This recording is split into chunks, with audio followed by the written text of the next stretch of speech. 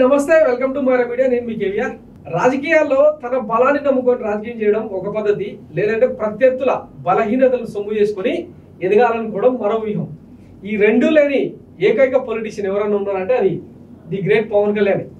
వాస్తవానికి అంటే 1/3 అనే నిదానంతో లేదంటే సగం సీట్లతో పోటీ చేస్తామని చెప్పి పవర్ షేరింగ్ లో ఆప్షన్ కావాలని చెప్పి డిమాండ్ చేస్తూ వచ్చిన పవన్ కళ్యాణ్ జనసేన సైనికులు ఈరోజు ఆఖరికి 18 స్థానాల్లో సీట్లను ప్రకటించారు. మరొక 3-4 స్థానాల్లో అభ్యర్థులను ప్రకటించాల్సింది.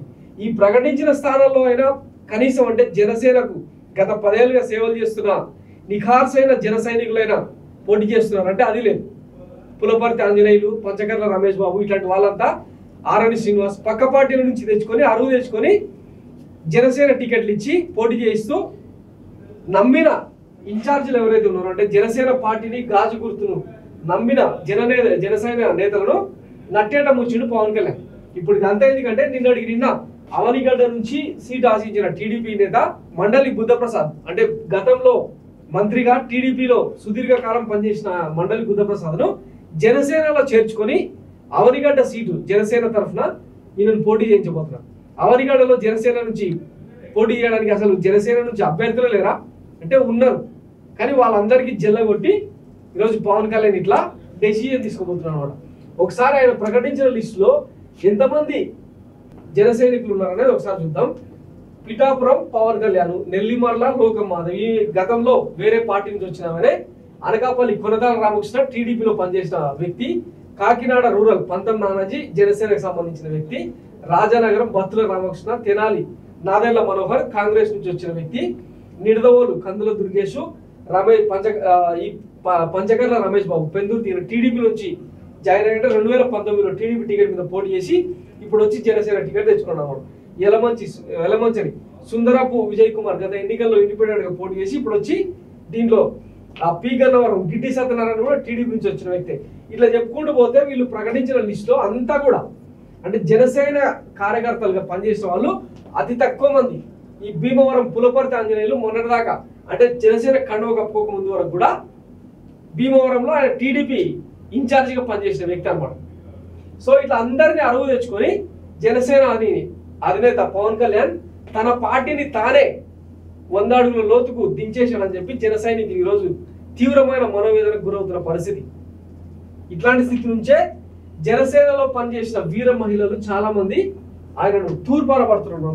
మొన్న చూసినాం కదా పిఠాపురంలో, చూసినాం కదా పిఠాపురం నుంచి సీటు ఆశించిన గతంలో జనసేన అభ్యర్థిగా పోటీ చేసి 28,000 ఓట్లు సాధించిన శేషకుమారి, కాకినాడలో మున్సిపల్ చైర్పర్సన్ గా పనిచేసిన సరోజ లాంటి వాళ్ళు వచ్చి కుక్క తిట్లు తిట్టారు పవన్ కళ్యాణ్. అసలు ఒక పార్టీ నిర్మాణం లేదు, క్షేత్రస్థాయిలో క్యాడర్ లేదు.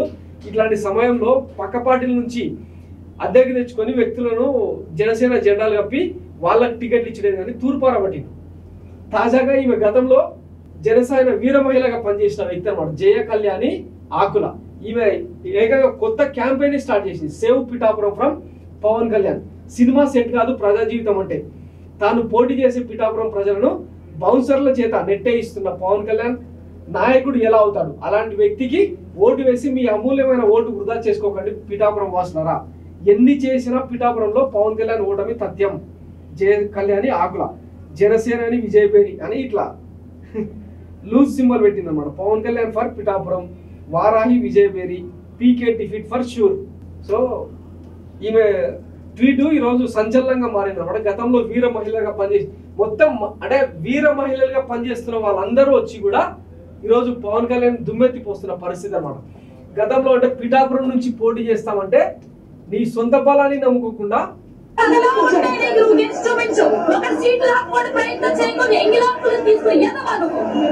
ఈ టికెట్ లోనే అది పెద్ద తిట్టుగా దీన్ని చూపిస్తున్నారు అనమాట. అంటే అప్పట్లో బాగా ట్రోల్ అయింది. పిఠాపురంలో సత్యనారాయణ వర్మకు టికెట్ దక్కకుండా చేసి పవన్ కళ్యాణ్ తాను పోటీ చేస్తానడంతో మహిళలంతా వీరంగా వేశారనమాట. సో ఇది పవన్ కళ్యాణ్ సాధించిన ఘనత. ఇక నిన్న పిఠాపురం ప్రజలను, తూర్పు గోదావరి, పశ్చిమ గోదావరి, గోదావరి జిల్లాల ప్రజలను అవమానించేలాగా బ్లేడ్లతో కోసే ప్రయత్నం చేస్తున్నారని చెప్పి ఈ స్వయంగా పవన్ కళ్యాణ్ చెప్పిన మాటలు ఇప్పుడు అక్కడ అగ్గిరా చేస్తున్నారు అన్నమాట. ఇక ప్రజలకు ఏం చేస్తామో చెప్పకుండా వాళ్ళు నా మీద దాడి చేస్తారు, వీళ్ళు నా మీద దాడి చేస్తారని 10 ఏళ్ల నుండి చెప్పుకుంటూ తిరుగుతున్నాడు, అసలు ఈయన రాజకీయ నాయకుడేనా అని. మంది ఈ కిరాయి మూకలు ఏం చేస్తారంటే ఎక్కువ మంది వచ్చినప్పుడు సన్న బ్లేడ్లు తీసుకొచ్చి కట్ చేస్తా ఉన్నారు సెక్యూరిటీ వాళ్ళు కూడా, నన్ను కూడా మన ఇక్కడ కూడా జరిగింది. అందువల్ల నేను కొంచెం ఇలాంటి పరిస్థితుల్లో మీకు మన ప్రత్యర్థి పార్టీ పన్నాగాలు తెలుసు కాబట్టి అందుకని కొంచెం స్ట్రీమ్ లైన్ ఉంటే మనం చేసుకోవడానికి బాగుంటుంది. కొన్ని ప్రోటోకాల్స్ ఇది ఈయన భయం.